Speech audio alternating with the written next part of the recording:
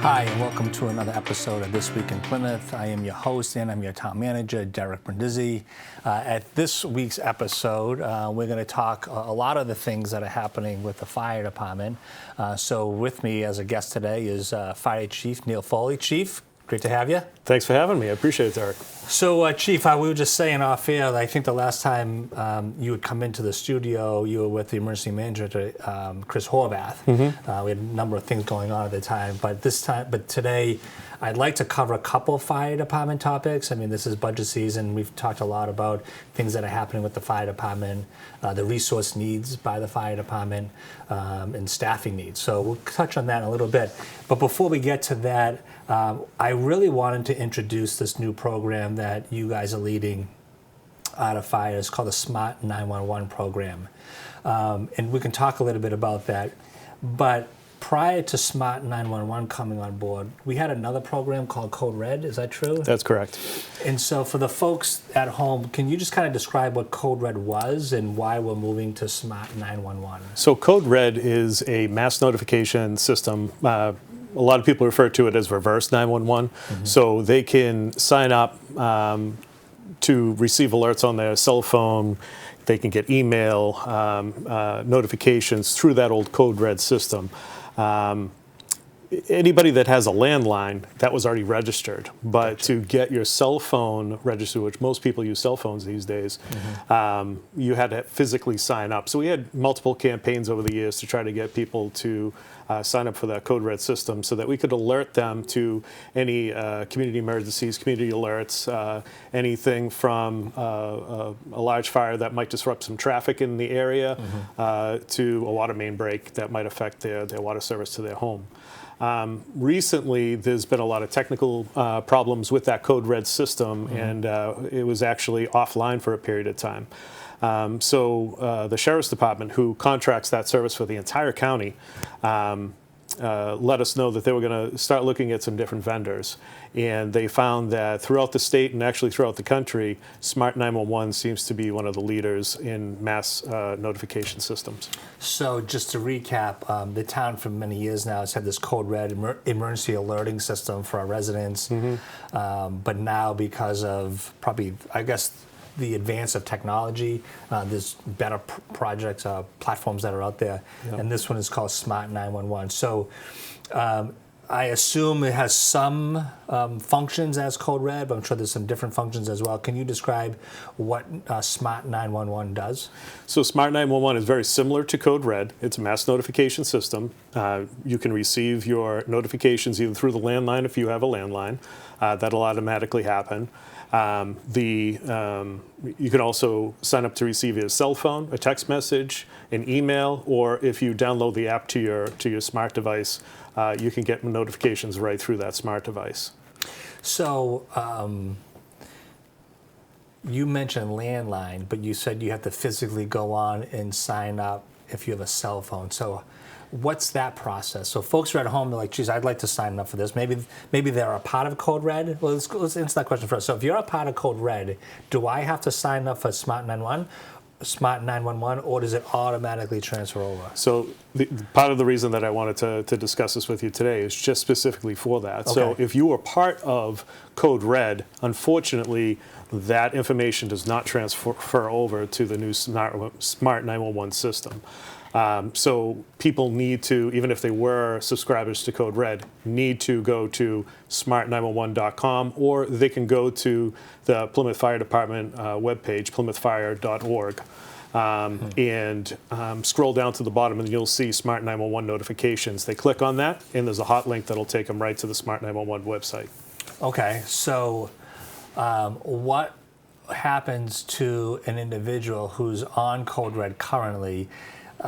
Is there going to be a breaking point as far as like that old program's now shut off and you're no longer going to receive alerts? And if the answer to is that yes, like when will that happen? So that already happened because of the technical difficulties that Code Red had. They couldn't fully recover their system to the efficiency that would make it useful for us.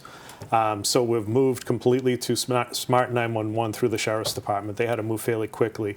It's unfortunate that we have to start over, but I think in the long run this is going to be a better product because it does have some additional options that we're going to continue to look at that could make this system actually even better than Code Red. Okay. Specifically, people can enter into information about their household. If anybody has a disability, any special things that the fire department, police department should know about that household and the people in it. So that information is part of your profile can be downloaded. It's completely confidential. The only people that can access it are the 911 dispatchers. Gotcha. During emergencies. They can seek out that information if it's in your profile. So that sounds like that's a very useful tool for emergency planning purposes, right? So, you know, especially if folks sign up for this program and they're living with somebody who maybe have a disability, maybe they have pets, right? So all that information, I would imagine, can be used for planning purposes. It can be used for planning purposes, and also can be used if we're circling an area, have a better idea of what kind of challenges we're going to have when we respond. Gotcha. Okay. So again, so folks need to understand at home that the Code Red system they may have signed up for has been shut off, right? So those individuals are no longer going to receive emergency notifications. And if you enjoyed those emergency notifications in the past, what we need you to do is go to the town's website and then sign up for the Smart911 program. Chief, just again, you mentioned specifically the fire department's website. Can you say that again? The fire department? It's plymouthfire.org, and then right on our homepage, if you scroll down to resources, there's a tab that they can click on for Smart911. Additionally, they could just go to smart911.com and sign up through that. They set up a profile, and then once they pick the community, it'll automatically take them to the Plymouth Sheriff's Department Smart911 page. They'll be able to select Plymouth. And honestly, another feature is we have a lot of people that have a second home. So they might be taking the winter in Florida, but they still have a home in Plymouth that they want to keep tabs on and what's happening in the community. So it's a good resource just to know what's happening in the community around you, even if you're away. So again, for the folks at home, the chief just described, and a QR code was just placed on the monitor with the website of smart911.com. So I would say, like, you know, during the chief's description of it, you know, go to the QR code, click on that. You can go directly to the website and sign up for Smart911. Or if you don't have a phone, to click on the QR code, just go to, as posted below on the monitor, smart911.com. So again, trying to get folks to try to sign up as quickly as possible. And, you know, another thing that I just want to bring up is that, you know, in this day and age, we have a lot of social media that we use. There's a lot of information that's put out by us, by the town, by the police department, by our emergency manager on his pages. But you know, in an emergency, when you need to get information out quickly, you need to get the right information out to the right people at the right time with the right messaging. This is the best way to ensure that you're being notified with what you need to know within the community from your public safety officials. Yeah, no, that's a great point, especially with a lot of spam stuff that's taking place now. So this is a secure portal. I'm assuming that, I think you touched on it, that the information that's collected through this portal is confidential, is kept private, so we don't share this information with anybody else, correct? No, that's correct. And if people are worried about getting flooded with a bunch of emails and notifications and everything, we are very cognizant of when we send these messages out to make sure that it's pertinent alerts or emergencies that the folks need to be aware of. And we can focus that messaging to a specific area of town, or we can send a global message to the entire town. It just depends on what the emergency is and what the notification that we need to send. And if folks feel like they're getting too many messages, I'm sure there's an opt-out provision. There is. There is. Or you could say, I don't want a text message, I want an email. Gotcha. Yep. So you have different modes to receive this information. Yep. Some people sign up for all of it. Some people sign up for just a phone call. Yep. So just to reiterate before we move on to the next subject, we will post this on the town's website as well. That's www.plymouth-ma.gov. We'll work directly with our IT department to post a QR code and then have the proper links to smart911.com as well. So we'll try to put this as many places as possible. We'll push this out on social media, try to capture as many of our residents as possible. So Chief, just moving on, there's a couple of things I wanted to talk to you about since I have your attention. You and I and other department heads, we've been presenting the budget. I presented my budget recommendation back in early December. During that budget presentation, I talked about some of our budget challenges as it relates to revenues versus expenses. And what I said is that our revenues aren't keeping pace with our expenses. And this is a really challenging time, especially in fire and police. And I know that you and Chief Flynn are going to be presenting next week to the select board, a public safety presentation that'll focus on personnel, talk about probably capital improvements and any other resource needs. But during my budget presentation, you provided to me some data relative to the number of calls that the fire department has responded to going back to, I think it was 2015 time period. And so as I recall that data in 2015, you guys were hovering around 7,000 calls for service, right? Each and every year. Now, I believe you're around about 14,000. So calls for service over a 10-year period has doubled. Correct. So can you explain to folks really what's going on with the fire department and the constraints that you're seeing with personnel and the number of calls for service? Sure. Just to give you some background, or you're well aware, but the folks that are watching. Sure. The Plymouth Fire Department has 7 locations. We have 7 fire stations spread strategically throughout the town. But as you know, the town is quite large. It has a limited road system, and the increased population where it used to. The fire stations were built around the village concept. So fire station was built into an area and then development happened around that. So for a long time, we were able to meet the demands of the community fairly easily. But since that area has been built out, now we're starting to see that response area expand even further. Most of our fire stations are covering an area that other communities have at least 2 or 3 fire stations to service that area. So we definitely have some challenges on that aspect. The staffing of the fire department hasn't increased since 2018 when we received a SAFER grant for 12 firefighters, which was excellent. And it definitely got us to a point where we could staff our tower truck full time. But since 2018, we've had another 50% plus growth in call volume, and we need an additional company as well. So we're looking at our staffing challenges with that and trying to get that 9th company up as much as possible with the funding that we currently have. And so what are you seeing with the total call volume doubling? So let me ask you this question.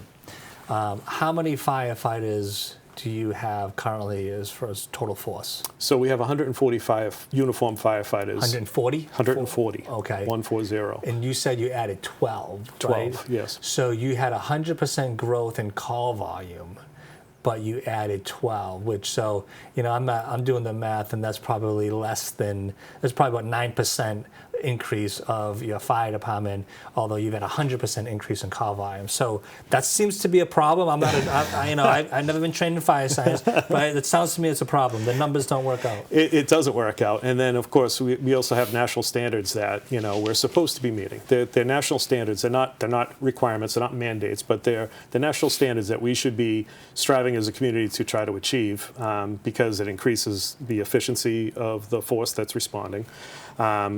It cuts down on firefighter injuries, but more importantly, increases the survivability of the people we're going to help. We're more efficient, and we're also more resilient. So, when we're responding to, on average, close to 40 calls a day out of 7 fire stations, wow. Obviously there's a lot of simultaneous calls going on at the same time. We're we're meeting the demand right now, but we definitely on occasion are at a place, and it takes us longer than we want to get to emergencies. Do you, I know Plymouth is different just because of geographic size, but a lot of smaller geographic communities, they rely very heavily on mutual aid. Mm-hmm. Do you require mutual aid often, or is it because geographically we're just so far apart, they can't get there any faster than our resources can? That's typically what happens. So, we're such a large landmass that right. if we do call in another community to come in, like a Kingston or Duxbury or what, any of the other surrounding towns, if they're responding anywhere but within that periphery of the town, they're going to have a very extended response time. They're also not familiar with the area and our limited road systems as much as we are. Sure. So a lot of times we do not rely heavily on mutual aid. However, our mutual aid partners are fantastic, and they come to our aid quite often, especially during large incidents. So last night we had a tri-board meeting. It was the Select Board, the Economic Development Foundation, and the Planning Board. And the topic was economic development, right? Mm-hmm. And there was a lot of conversations around residential growth. Mm-hmm. And there were some folks that are advocating for more residential growth. And I'm sitting there listening, and I'm thinking about our conversations, you, myself, Chief Flynn, and just what the residential growth has, the demand the residential growth has placed on public safety.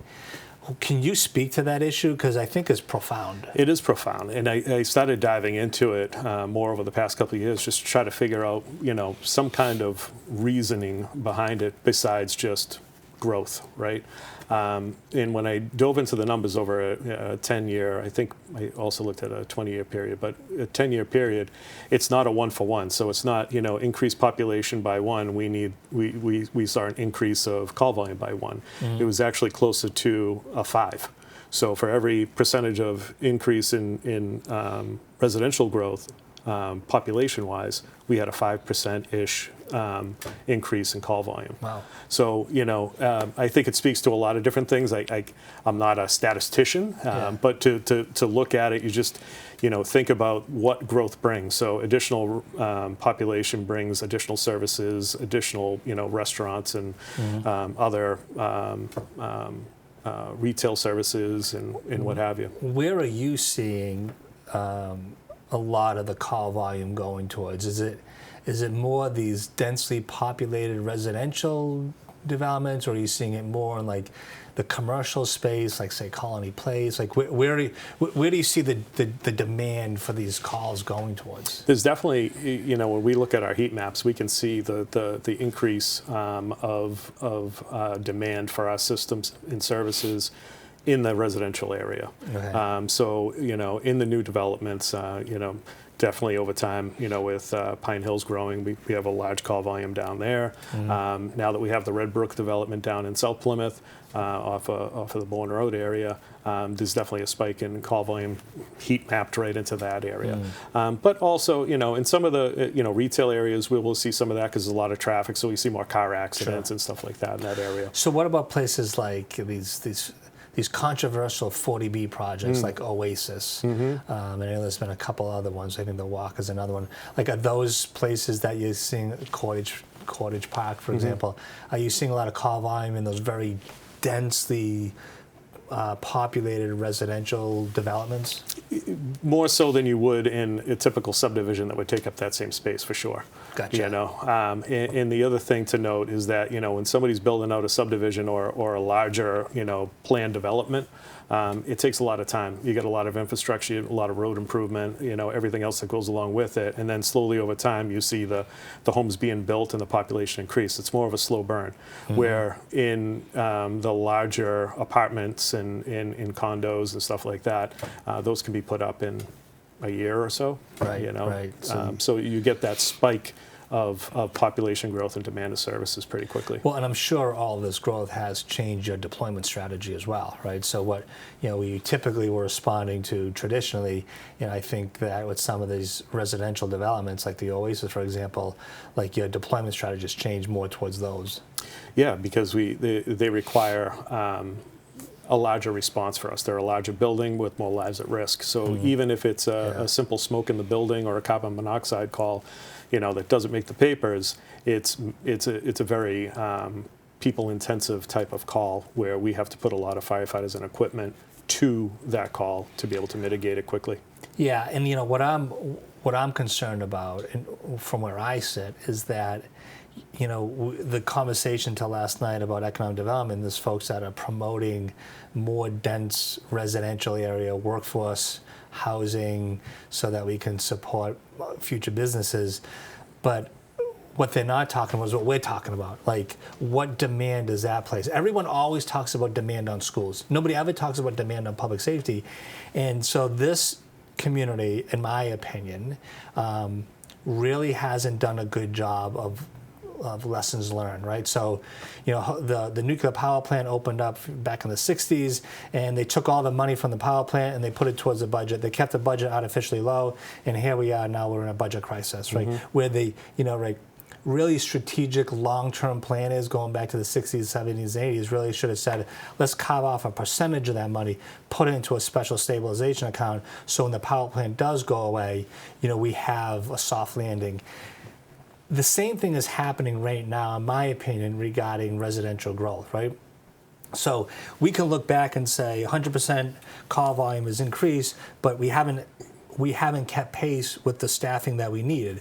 So if there's a decision made by the elected officials that we need to support more residential dense growth, then we need to also be saying at the very same time that for every development we approve, we got to take a percentage of that new growth and put it towards public safety, right? Because we can't continue to have the same response times with the same number of firefighters and police officers when the call volume goes up by 100%. And again, that's something that maybe folks weren't thinking about 10 years ago, but the data is there, right? So you guys have a data analyst, the police department has a data analyst, and now we're using data in such a way that it's driving a lot of our decision making, especially around our deployment strategy. So I can tell you that I will be an advocate in the future to say, listen, if you're going to promote another Oasis, well then let's look at what that new growth that brings. So if that brings in $1 million of new revenue, well, let's carve off 10%, 15%, whatever the percentage is, and that needs to be automatically directed to public safety so we can hire more firefighters and more police officers. I wish it was done years ago, because we'd be in a different situation than we are right now. We're looking right now, when we look at our staffing roster, to again try to meet those national standards to be a safer, more efficient, deployable force to emergencies, whatever that emergency is. We need to hire quite a few more firefighters just to meet that standard. Right. And that's not taking into account the future growth that's going to happen over the next 5 years. If we doubled in 10 years, if we go up another 50% in 5 years, it's definitely possible. With no new firefighters. With no new firefighters, right. we're going to be past that tipping point, and now we're not going to be able to keep up with the demand of the community. Certainly not the community expectations of our response times and our capabilities, and also we run the risk of losing our ISO classification, which could then in turn increase folks property owners their insurance rates. Right. Well, and again, those are lessons learned, right? Like I said, they pocketed all the money from the power plant and just used that to pay the bills, and that's like annual thinking. Like we can budget annually, but it takes political will and long-term strategic thinking to say, okay, this is where we are in 2025, now 2026. Where do we project to be in 2035, right? And let's start building towards that each and every year versus, getting to this cliff, which we're kind of at right now with fire and police, and then saying, geez, we got to come up with another $2 million to hire more firefighters and police officers, of which we don't have, because that money was put to other purposes over the last 10 years. So those are the things that, I'll be saying when I'm asked those questions, and hopefully you and I and Chief Flynn can kind of push that narrative along. But we got about 4 or 5 minutes left. I just wanted to touch on the wildfire protection plan. Yeah, absolutely. I know you guys, you've been talking about it for at least a year now, so yeah. I know you guys are moving towards the end. Yeah, these things do take some time, obviously, to get through all the different portions of the study to develop a comprehensive community wildfire protection plan. But we're coming to the end of it, and we have a draft plan that myself and the emergency management director are reviewing currently. And then we're going to be doing a public outreach community forum to present that draft and looking for feedback from the community to see if it meets their expectations and if they have any suggestions on what they'd like to see before we release the final draft. And this will all be on its own website. We'll have a link to that website for the Community Wildfire Protection Plan, which will have all types of information for property owners and folks in town to go and review so that they can be more educated in wildfire and what that means in Plymouth. What are you expecting for a timeline to have this community forum? We're looking early spring, March, April.